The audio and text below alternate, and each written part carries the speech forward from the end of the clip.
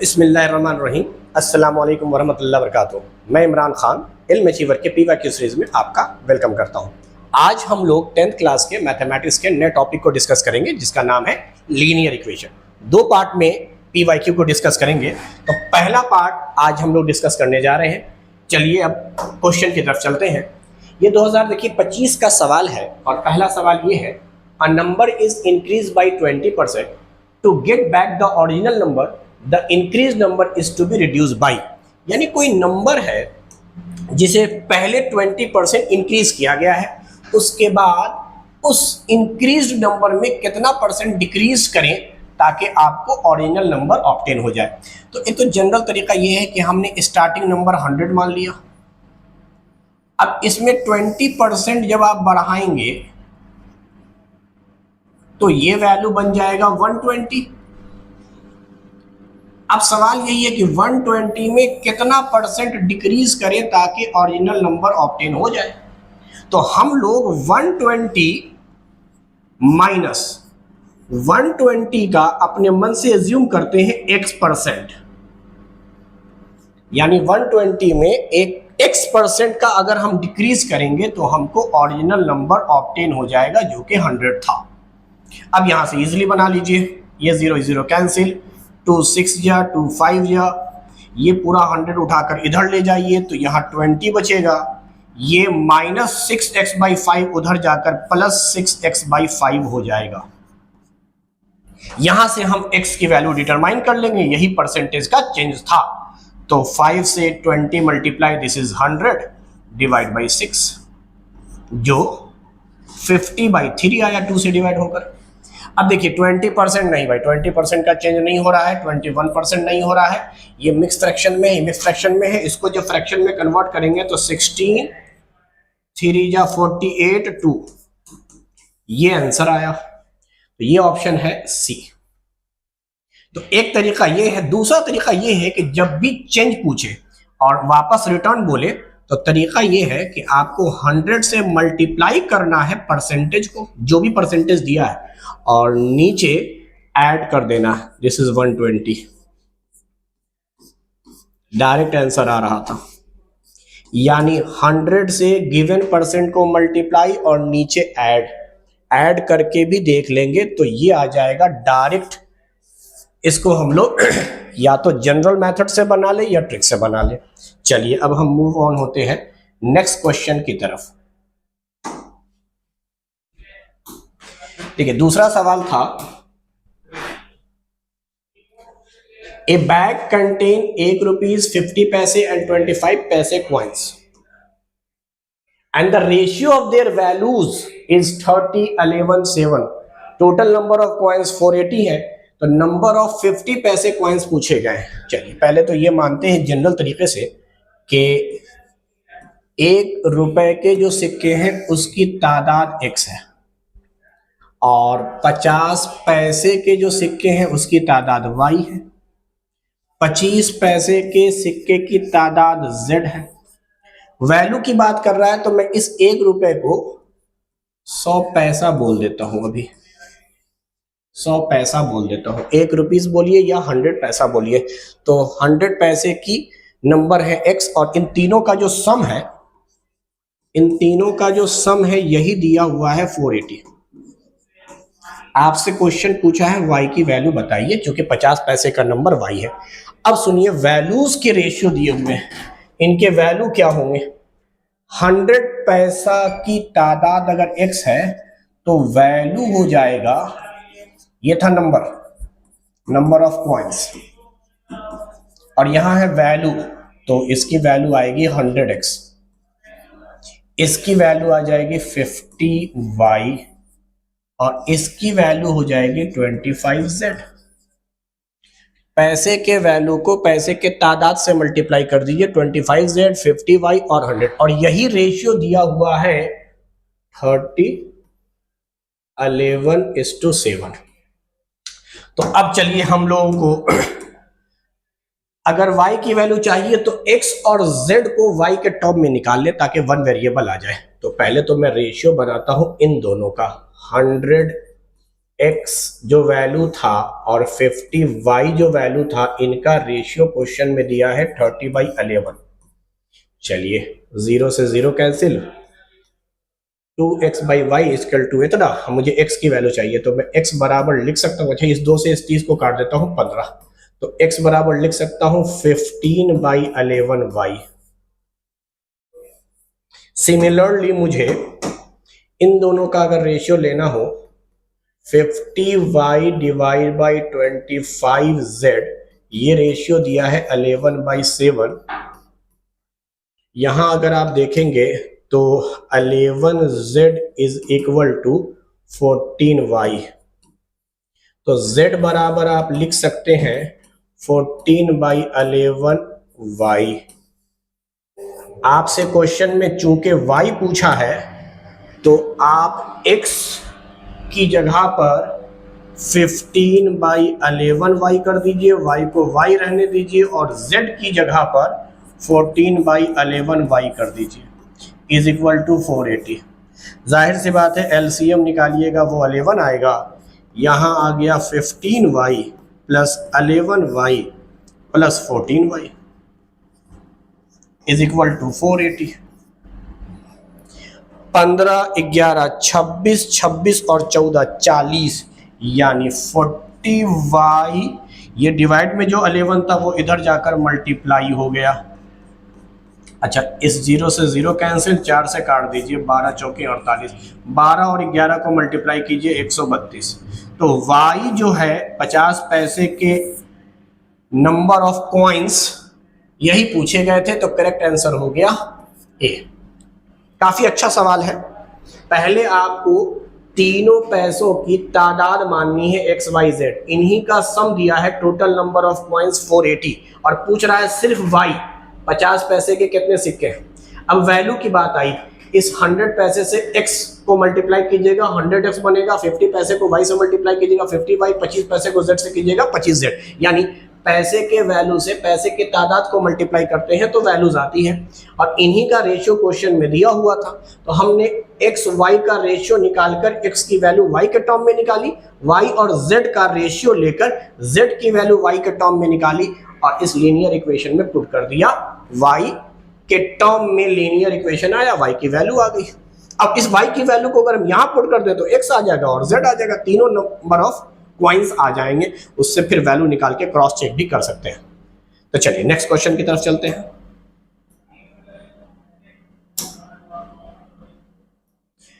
Question कह रहा है A can do a work in 18 days, B in 9 days, C in 6 days. देखिए work time का question है, और इसमें मैंने बताया था आपको एक कॉन्सेप्ट कि यहां आप रखा करें लेबर को, ए किसी काम को और बी उसी काम को और सी भी उसी काम को, अलग अलग दिन में कर रहा है, जो दिन होगा उसको नीचे रखेंगे।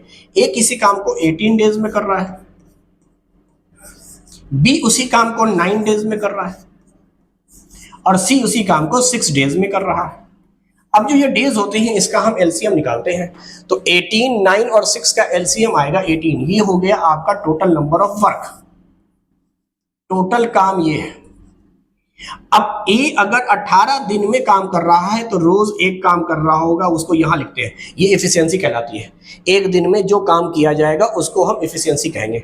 बी 18 काम 9 दिन में कर रहा है, रोज 2 दिन में कर रहा होगा, हर रोज 2 काम कर रहा होगा, और 6 दिन में काम हो रहा है तो रोज 3 काम कर रहा होगा ये, इसलिए इसने जल्दी काम कर दिया, ये एफिशिएंसी है। अब क्वेश्चन कह रहा है ए और बी एक साथ स्टार्ट करते हैं काम करना, चलिए ए और बी साथ मिलकर काम करेंगे। तो रोज ए कर रहा था 1 यूनिट का काम और बी कर रहा था रोज 2 यूनिट का काम, यानी 3 यूनिट के काम हो रहे थे दोनों मिलकर जब ए बी कर रहे थे। A and B start working together and after 2 days C join them. अच्छा 2 दिन तक ये काम कर चुके, ए और बी 2 दिन तक काम कर चुके। अब सोचो 2 दिन तक काम अगर ये कर चुके हैं, रोज 3 काम कर रहे हैं, तो 2 दिन में टोटल काम जो ये कर चुके ए और बी, वो work done by A and B, रोज 3 काम कर रहे थे, 2 दिन तक काम किया है, तो 6 यूनिट का वर्क हो चुका। तो अब जो काम बचा वो कितना, लेफ्ट वर्क कितना, टोटल काम 18 था, 6 काम हो चुका 2 दिन में, 12 ही वर्क बचा हुआ है। सी ज्वाइन करते हैं, यानी इस 12 काम को करेंगे ये तीनों मिलकर, ए बी और सी तीनों मिलकर जो काम कर रहे हैं वो 12 काम को, जो बचा हुआ काम है उसको, और ए की एफिशिएंसी काम करने की 1 थी, बी की 2 थी, 3 सी की थी, 3 2 5 और 1 6, यानी ये तीनों मिलकर रोज 6 काम कर रहे हैं, लिहाजा 2 दिन में काम होगा, 2 दिन में काम होगा। ये तीनों मिलकर 2 दिन में काम करेंगे, 2 दिन पहले 2 दिन अभी, टोटल 4 दिन में काम हुआ। In how many days will the entire job will be completed, 4 point something 4 days. तो पहले हम यहाँ इंडिविजुअल पर्सन लिख देते हैं, नंबर ऑफ डेज, इनके एलसीएम वर्क होते हैं, डिवाइड करके निकालिएगा, इफिशियंसी आएगा 18 divide by 9 2, 18 divide by 6 3। Efficiency है, ए और बी मिलकर काम कर रहा है, इफिशियंसी को ऐड कर लीजिए। रोज 3 यूनिट काम हो रहा है, 2 दिन तक काम हुआ है, इनके प्रोडक्ट कीजिए, 6 यूनिट काम हो गया, 18 में से 6 काम हो गया 12, 12 ही मिलकर तीनों कर रहे होंगे। चलिए नेक्स्ट क्वेश्चन की तरफ चलते हैं। The cost of table is 125 more than 1/3 of the cost of chair. The statement as a linear equation in 2 variable can be written as। चलिए अभी क्वेश्चन हमें समझ में नहीं आ रहा है कि x किसकी कीमत माना है, y किसकी कीमत माना है। मैं थोड़ी देर के लिए ऐसे समझ लेता हूं कि अगर कॉस्ट प्राइस टेबल का x रुपीस है और कॉस्ट प्राइस चेयर का y रुपीस है, हो सकता है ये एक्सचेंज भी हो जाए, मुझे नहीं मालूम क्वेश्चन में किसकी वैल्यू x माना, किसकी वैल्यू y माना है। मैंने स्टार्टिंग के हिसाब से पहले टेबल बोला है तो पहला वेरिएबल x माना, दूसरा चेयर बोला है तो वेरिएबल y माना, और मुझे इक्वेशन में x y दिख रहा है।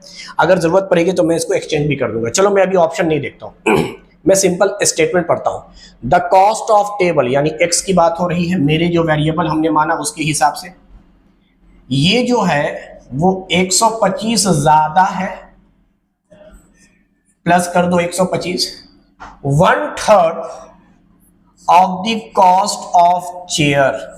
चेयर का कॉस्ट हमारे लिए y था, तो y के 1/3 से 125 ज्यादा है टेबल का कॉस्ट।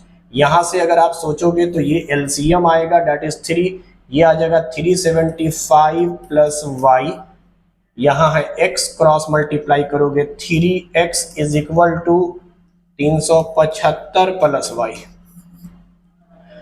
लीनियर इक्वेशन का स्टैंडर्ड फॉर्म अगर फॉलो करें तो यहां आएगा 3x, ये प्लस y इधर आकर माइनस y, ये 375 इधर आकर minus 375 equal to 0।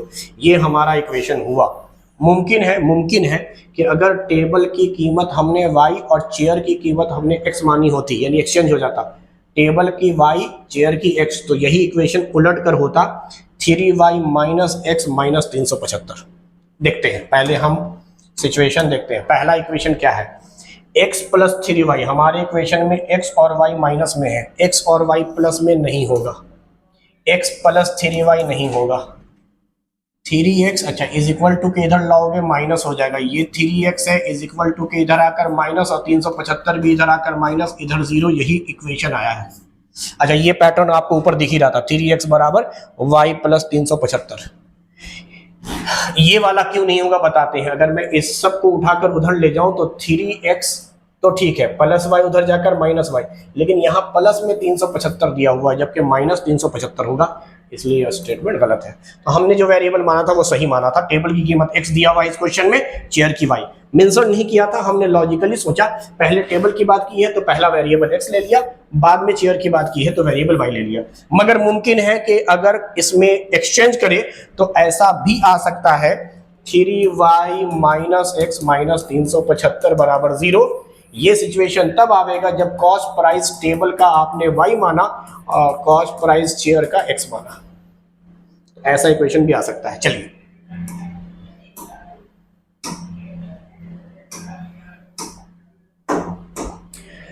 XYZ is a 3-digit number such that when we calculate the difference between two 3-digit number XYZ and YXZ, अच्छा ये 3 डिजिट नंबर्स हैं, X एक डिजिट है, Y दूसरा डिजिट है, तीसरा डिजिट है, माइनस YXZ। अगर मैं इसके स्टैंडर्ड फॉर्म पे लिखना चाहूं, ये डिजिट की प्लेस वैल्यू थर्ड यानी 100 है, तो इसको आप लिखेंगे 100x प्लस y की जगह पर 10y प्लस z। ये 3 डिजिट को एक्सप्रेस करने का तरीका है, एक्स वाई जेड की जगह पर ये, फिर माइनस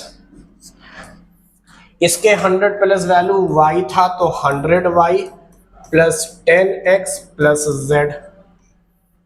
क्वेश्चन के हिसाब से कह रहा है इनका डिफरेंस, जरा डिफरेंस सोचते हैं हम लोग। 100x plus 10y plus z minus 100y minus 10x minus z। देखो ये z तो कैंसिल हो गया, 100x माइनस 10x 90x हो गया, plus 10y minus 100 minus 90y हो गया। चलो 90 कॉमन निकाल लो, तो यहां पर x माइनस y बचा। तो कह रहा है कि 3 डिजिट के नंबर इस तरह से है कि इनका जो डिफरेंस है, अच्छा एग्जैक्टली 90 है यार। एग्जैक्टली 90 तो तब होगा ना जब इसकी वैल्यू 1 हो जाए। सोचो डिफरेंस एग्जैक्टली 90 कब आएगा, जब आप x माइनस वाई, ये जो 2 डिजिट है इसकी वैल्यू 1 तस्वुर करेंगे। अगर इसका डिफरेंस 2 आ जाता तो 90 इंटू 2 180 आ जाता। तो खैर क्वेश्चन आसान हो गया। अब क्वेश्चन क्या कह रहा है, how many possible value exist for the digit x y. अच्छा एक्स वाई की डिजिट्स के डिफरेंस 1 होंगे, तो आपको ऐसे डिजिट लेने हैं जिसके डिफरेंस 1 हो और ऐसा कॉम्बिनेशन देखना है कितना होगा, 9 होगा, 8 होगा, 7 होगा, 6 होगा। पहली बात, जब भी डिजिट के क्वेश्चन पढ़े जाते हैं ये सब नॉन जीरो डिजिट नंबर है, जीरो नहीं हो सकता, नॉन जीरो डिजिट है। क्योंकि जीरो मानने पर, किसी भी डिजिट को जीरो मानने पर, रिवर्स करने पर उतना डिजिट नहीं होगा। जैसे 3 डिजिट है, रिवर्स कीजिएगा तो 3 डिजिट ही नंबर आना चाहिए। तो जीरो अगर नहीं मानिएगा तभी ऐसा पॉसिबल होगा, नॉन जीरो नंबर्स मानने पर ऐसा मुमकिन होता है। तो यहां तो क्लियर हो गई बात कि ये अगर मैं मिनिमम से शुरू करूं, इसकी मिनिमम वैल्यू 1 हो सकती है, ये डिजिट है ना, तो यहां कॉम्बिनेशन बनेगा 2 का। अच्छा ये वैल्यू बढ़ के 2 हो सकती है, तो ये होगा 3 माइनस 2, दोनों डिजिट पॉसिबल है। मैं लोएस्ट की बात कर रहा हूं, लोएस्ट 1 होगा, 2 होगा, 3 होगा, 4 होगा, 5 होगा, 6 होगा, 7 होगा, 8 होगा। जब ये 8 होगा तो ये 9 हो चुका है, 9 माइनस 8। 9 नहीं होगा क्योंकि अगर ये लाने के लिए अगर y 9 है तो x की वैल्यू 10 और 10 2 digit number, it's not a single digit. तो ये कॉम्बिनेशन पॉसिबल नहीं है। और जीरो वाला कॉम्बिनेशन तो आपने पहले खत्म कर दिया, ये 1 होगा, ये 0 नहीं होगा, ये पॉसिबल नहीं है। तो इतने ही कॉम्बिनेशन पॉसिबल है, तभी इनके डिफरेंस 1 आवेंगे। 1 रखने पर 90 से मल्टीप्लाई होकर एग्जैक्टली डिफरेंस इनका 90 आवेगा। तो ये कितने हो गए, 1 से लेकर 8 तक 8 नंबर हो गए। ये था सवाल। Next question, the pair of following equations will have solution if x minus y, और ये मोड के अंदर रखा गया यानी मॉडुलस है, पॉजिटिव वैल्यू आएगा, ऑप्शन में पॉजिटिव वैल्यू ही दिया है। चलिए इसको तो लीनियर इक्वेशन को सॉल्व कर लेते हैं। देखिए मुझे साफ दिख रहा है, पहला इक्वेशन है 5x minus 1 plus 1 divide by y minus 2, इसकी वैल्यू है 2। और दूसरा इक्वेशन है 6 divide by x minus 1 minus 3 divide by y minus 2 is equal to 1। क्यों ना हम इनको आपस में काट दें। ये कैसे कटेगा भाई, 3 से मल्टीप्लाई करो, इस पूरे इक्वेशन को 3 से करो मल्टीप्लाई, तो ये हो जाएगा 15, ये हो जाएगा 3, ये हो जाएगा 6। 3 से मल्टीप्लाई इसलिए किया ताकि ये वेरिएबल्स आपस में बराबर होकर कट जाए। ये टर्म बराबर हो गया, देखो प्लस 3 बटा वाई माइनस 2, ये माइनस 3 बटा वाई माइनस 2। इन दोनों को जोड़ो, न्यूमरेटर सेम है, 15 और 6 जुड़कर हो जाएगा 21। यहां पर 6 और 1 हो जाएगा 7, 7 3 21। क्रॉस मल्टीप्लाई करोगे, x माइनस 1 की वैल्यू 3 तो x की वैल्यू 4, x तो आ गया आपका 4, माइनस y निकालना है। चलो x की वैल्यू को किसी इक्वेशन में पुट कर दो, चलो यहां पुट कर देते हैं। x की जगह पे अगर 4 रखोगे, 4 माइनस 1 3, 6 बटा 3 यानी 2, माइनस 3 बटा y माइनस 2 बराबर 1। ये 1 इधर जाकर माइनस हो जाएगा तो 1 बचेगा, और ये इधर आकर प्लस हो जाएगा। यहां से क्रॉस मल्टीप्लाई करोगे, y माइनस 2 की वैल्यू 3 तो y की वैल्यू 5। अच्छा देखो, इनका डिफरेंस वैसे तो आ रहा है -1, लेकिन मॉडुलस होने की वजह से पॉजिटिव में 1 आंसर आएगा। तो ये क्वेश्चन काफी आसान था, लीनियर इक्वेशन था, एलिमिनेशन मेथड से मैंने बता दिया। कोई एक टर्म को बराबर करके एलिमिनेट कर लीजिए, जो टर्म बच जाएगा उसके वेरिएबल आएंगे, पुट करके एक्स वाई की वैल्यू लाओगे। मॉड के अंदर बस वैल्यू पॉजिटिव होती है, ये जो -1 है मोड के अंदर से जब निकलता है तो +1 कहलाता है।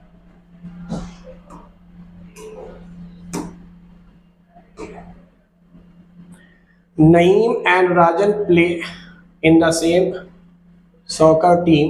Last Sunday, Rajan scored 3 more goals than Naeem, but together they scored less than 9 goals. The possible number of goals Rajan scored. अच्छा, दो खिलाड़ी हैं, एक है राजन और एक है नईम, दोनों मिलकर 9 से कम यानी 8 गोल तक हम माने कि दोनों एक साथ मिलकर 8 गोल तक कर रहे हैं। r प्लस n की वैल्यू जो होगी वो <9 है, <9।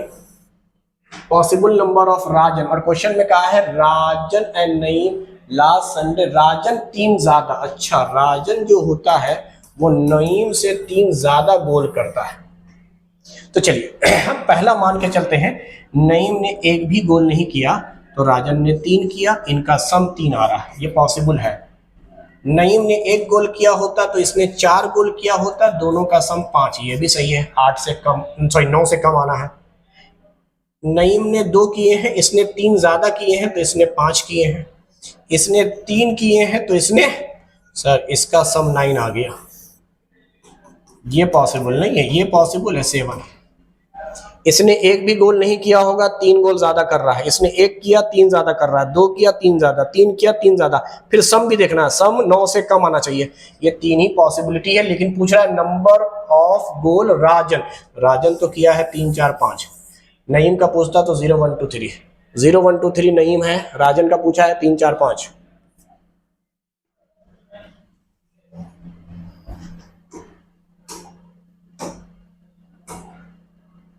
For what value of k does the pair of, ये इक्वेशंस दिए हुए हैं, have unique solution. Unique solution तो आसान है, पहला इक्वेशन आपके सामने है, x minus 2y is equal to 3x plus ky is equal to 1। x के कॉफिशिएंट का रेशियो हो गया 1/3 which is not equal to, y का कॉफिशिएंट है -2/k, क्रॉस मल्टीप्लाई करेंगे k नॉट बराबर -6, k की वैल्यू -6 नहीं होगा।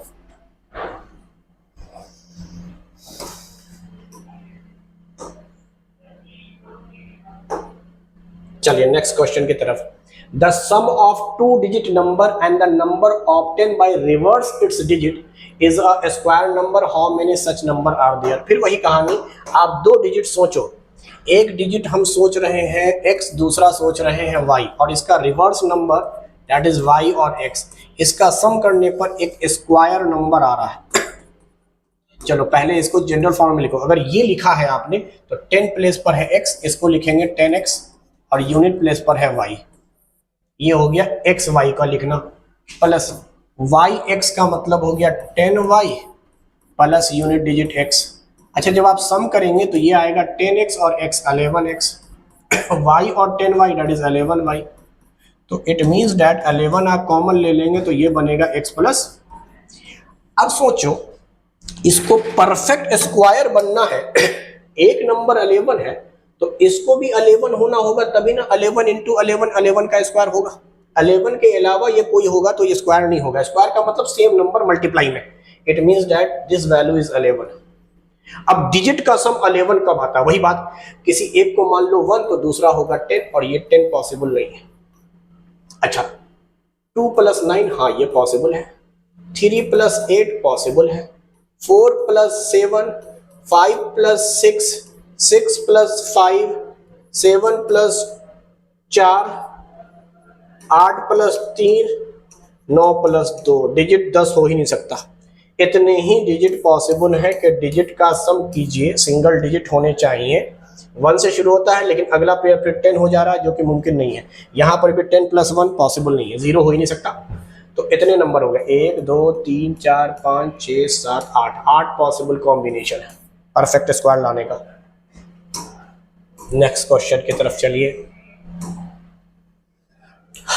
The pair of equation has, अब बताना है इसमें यूनिक सॉल्यूशन है, एग्जैक्टली टू सॉल्यूशन है, इनफैक्टली मेनी सॉल्यूशन है, नो सॉल्यूशन। लीनियर इक्वेशन है, जरा देख लेते हैं। आप पहला इक्वेशन उतारिए, x plus 2y plus 5 is equal to 0। दूसरा इक्वेशन है minus 3x minus 6y plus 1 equal to 0। x के कोएफिशिएंट ले लीजिए a1 बाई a2 का, जो कि आएगा 1 डिवाइड बाई माइनस 3। चलिए b1 बाई b2 निकालते हैं, ये आएगा प्लस 2 डिवाइड बाई माइनस 6, काट पीट कर 1 बाई माइनस 3। दोनों बराबर दिख रहे हैं, यानी यूनिक तो नहीं है। यूनिक के अंदर ये दोनों बराबर नहीं होते। कांस्टेंट टर्म देखिए c1 बाई c2, इसकी वैल्यू आ रही है 5 बाई 1, यानी ये बराबर नहीं, ये दोनों आपस में बराबर, ये बराबर नहीं। No solution, inconsistent, no solution, parallel line graph. हाँ, तीसरा भी अगर बराबर हो जाता तो मिनी सॉल्यूशन, तीसरा बराबर नहीं है इसलिए नो सॉल्यूशन हुआ। Divya swimming speed in still water to the speed of river is 7:1, यानी दिव्या की स्पीड हम मान रहे हैं 7x और रिवर की जो स्पीड है वो है 1x। तो अब स्ट्रीम में जो नेट स्पीड होगी वो दोनों का डिफरेंस होगी, दैट इज 6x, और डाउन स्ट्रीम में दोनों का सम यानी 8x। अब आते हैं सवाल की तरफ। सवाल क्या कह रहा है भाई? C swim 4.2 kilometre up the river in just 14 minute, यानी डिस्टेंस है 4.2 किलोमीटर और फॉर्मूला है डिस्टेंस बराबर speed into time. Upstream की बात हो रहा है, अप बोलने का मतलब अप स्ट्रीम है, तो स्पीड है 6x और टाइम इसने, चलिए हम मिनट में ही रखते हैं 14 मिनट, जो कि बाकी निकालना आपको टाइम ही है और ऑप्शन में मिनट दिया है। तो यहां से हम x की वैल्यू निकालें, 7 छक्के 42, तो ये आ जाएगा 7/14। पॉइंट यहां था, हटाया 0, x की वैल्यू ये आ गई 1/20। 1/20। अगला क्या बोल रहा है? टाइम निकालना है जब डिस्टेंस 18.4 किलोमीटर है डाउन स्ट्रीम में। डाउन का मतलब हो गया 8 और x की जगह x की वैल्यू जो आप निकाल चुके हैं पहले ही 1/20 रिवर की स्पीड। x की जो वैल्यू आ रही है वो रिवर की स्पीड है 1x, उसी का 7 गुना कर दीजिएगा तो दिव्या की स्पीड आ जाएगी। तो ये हो गया आपका स्पीड इनटू टाइम, टाइम को मान लेते हैं t, यही t निकालना है। चलिए 4 से काटते हैं, 4 दूनी 8, 4 पंचे 20, ये 5 से मल्टीप्लाई, 2 से डिवाइड, चलो 2 से यहीं पे डिवाइड कर देते हैं, 9 दूनी 18, बाकी 5 से मल्टीप्लाई, 45, 46, 46 मिनट आ रहा है। कंप्लीटली मल्टीप्लाई करके देख लीजिए आप, 0.25 से मल्टीप्लाई करके 1 हो गया और 45 और 1 46। नेक्स्ट क्वेश्चन,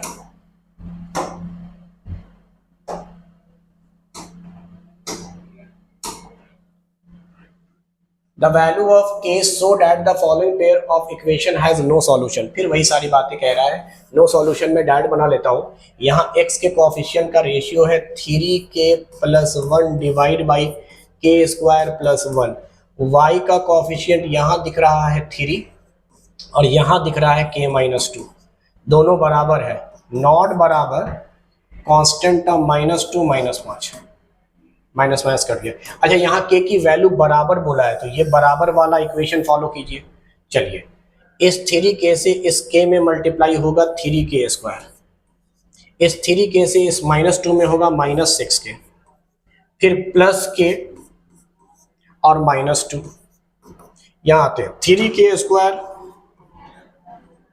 प्लस 3, ये 3k स्क्वायर कैंसिल, यहाँ पे आ गया -5k, उधर जाकर हो गया ये +5k, ये +3 और ये -2 -5, k की वैल्यू -1, k की वैल्यू -1 है भाई। नो सॉल्यूशन की कंडीशन रख दीजिए, अपने आप आंसर आ जाएगा। The denominator of fraction is greater than it's numerator by 11। कोई फ्रैक्शन है, इसमें डिनोमिनेटर से 11 ज्यादा है, सॉरी डिनोमिनेटर 11 ज्यादा है, डिनोमिनेटर इज ग्रेटर देन 11 कह रहा है। ठीक है, सारे ऑप्शन में ऐसा दिख रहा है मुझे, इसमें भी 11 ज्यादा है डिनोमिनेटर, यहाँ भी और यहाँ भी 11 ज्यादा था यहाँ। अब कह रहा है if 8 is added to both numerator and denominator, तो ये फ्रैक्शन बन जाएगा 3/4। जरा देखिए, अगर ये ऑप्शन होना है तो न्यूमरेटर 16 है, 8 जोड़ने पर ये बन जाएगा 24, और 27 में 8 जोड़िएगा तो 35। ये 3/4 नहीं हो रहा है। चलिए अगर ये ऑप्शन देखें और 8 दोनों में जोड़ना है, न्यूमरेटर में 8 जोड़िएगा तो 25 और 8 33, और 36 और 8 44, हाँ 11 से कटने पर 3/4 आ जाएगा, यही आंसर है। बाकी ऑप्शन में भी चेक कर लीजिए, अगर मैं 8 जोड़ देता हूँ तो ये वाला ऑप्शन हो जाएगा 18 और 29, ये नहीं हुआ 3/4। यहाँ जोड़ेंगे 8 तो 20/31, ये भी नहीं हुआ 3/4। चलिए नेक्स्ट क्वेश्चन की तरफ चलते हैं। A grandfather, 2 father and 2 son went to the movie theater. Everyone bought 1 movie ticket each. How many ticket did they buy in total? देखिए रीजनिंग टाइप का क्वेश्चन है, 3 रिश्ते दिए हैं, दादा बाप और बेटा, ये तो 3 लोग में हो सकता है। ए को हम मान लेते हैं grandfather, grandfather.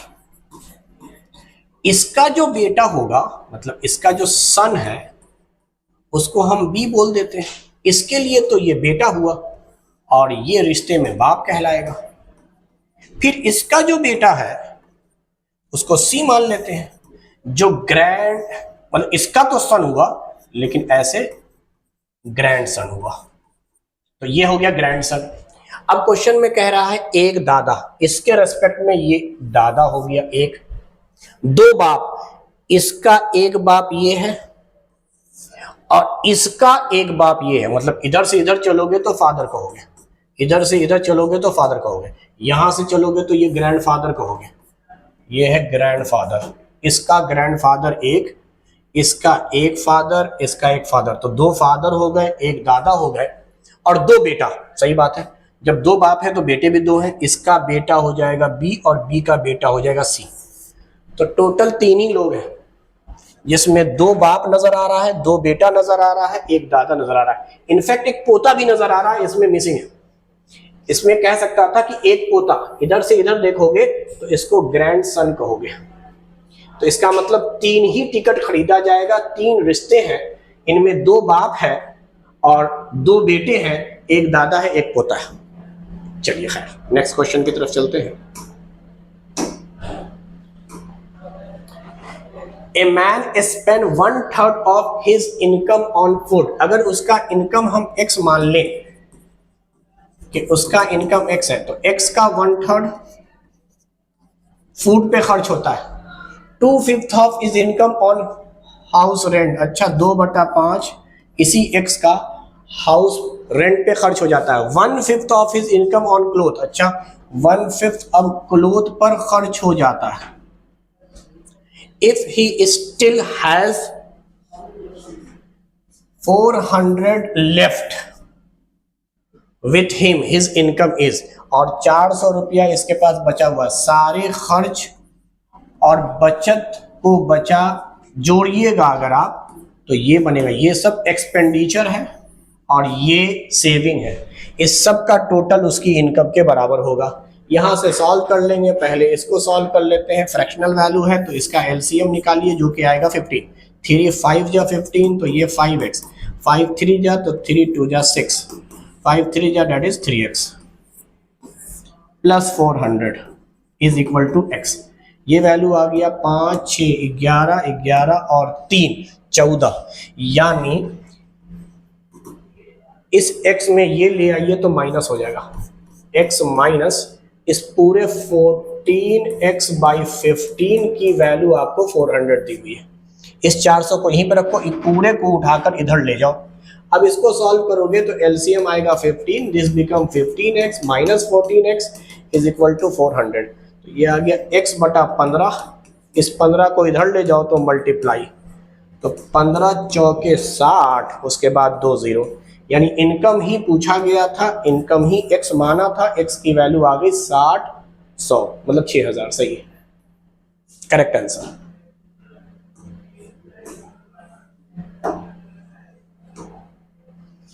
For what value of K does the pair of equation has infinitely solution. K की वैल्यू पूछा है, इनफाइनाइटली सॉल्यूशन का मतलब यही हो गया कि a1 बाई a2 करेंगे तो पहले इक्वेशन में x का कोफिशिएंट 5 है, दूसरे में 2 के साथ k plus 1 is equal to, दूसरा है y का कोफिशिएंट 2 और वहां y का कोफिशिएंट है k। हम यहां से भी निकाल सकते हैं, आगे भी c1 बाई c2 करके निकाल सकते हैं, लेकिन चलिए मैंने यहीं से अगर सोचा तो क्रॉस मल्टीप्लाई कीजिए, 2 से 2 में मल्टीप्लाई होगा 4, 4 में वापस k से मल्टीप्लाई होगा k, फिर इस 4 में 2 से 1 से मल्टीप्लाई होगा तो 4, ये हो जाएगा 5k। इस k को उठाकर इधर ले जाइए तो ये 5k माइनस 4k, k बचा, k की वैल्यू 4 आ गई, तो k की वैल्यू तो 4 दिख रही है इनफाइनाइटली मेनी सॉल्यूशन के लिए। नेक्स्ट सवाल, चलिए मेरे ख्याल से इतना ही सवाल था पार्ट 1 में, और ज़्यादातर क्वेश्चन जो थे वो लीनियर इक्वेशन के टाइप से थे, 1-2 रीजनिंग टाइप के क्वेश्चन थे। चलिए तो नेक्स्ट वीडियो में हम मिलेंगे सेकेंड पार्ट में, तब देखेंगे और बाकी के कॉन्सेप्ट्स क्या क्या हैं। Thank you very much.